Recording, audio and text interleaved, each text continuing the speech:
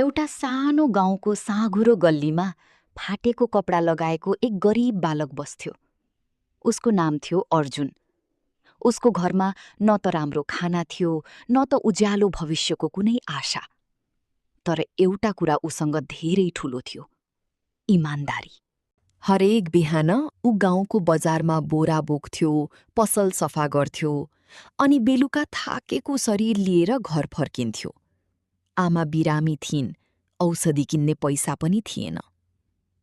एक दिन पानी परेको साँझमा अर्जुन बजारबाट फर्किरहेको थियो। बाटोभरि हिलो थियो, चिसो हावा चलिरहेको थियो।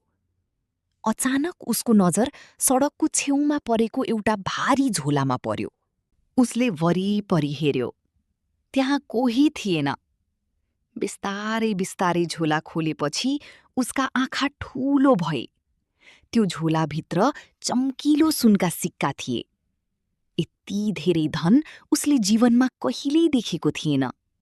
उसको मन डगमगायो। यदि यो पैसा मैले राखेँ भने आमाको उपचार हुन्छ, हाम्रो गरिबी समाप्त हुन्छ। उसको मनभित्र लोभ र इमान्दारीको युद्ध सुरु भयो। तर केही क्षणपछि उसले आँखा बन्द गर्यो र गहिरो सास फेर्यो। उसलाई आमाको एउटा कुरा याद आयो, छोरा, गरिब हुनु पाप होइन, तर बेइमान हुनु ठूलो पाप हो। त्यसपछि अर्जुन त्यो झोला लिएर गाउँभरि मालिक खोज्न निस्कियो। धेरै समयपछि उसले बजारको बीचमा रोइरहेको एउटा धनी व्यापारी भेट्टायो।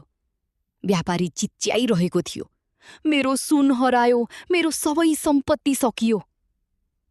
अर्जुन चुपचाप अगाडि बढ्यो। उसले झोला व्यापारीको हातमा राखिदियो। व्यापारी अचम्ममा पर्यो। उसले झोला खोलेर हेर्यो। सबै सुन सुरक्षित थियो। तर अचानक व्यापारीको अनुहार बदलियो।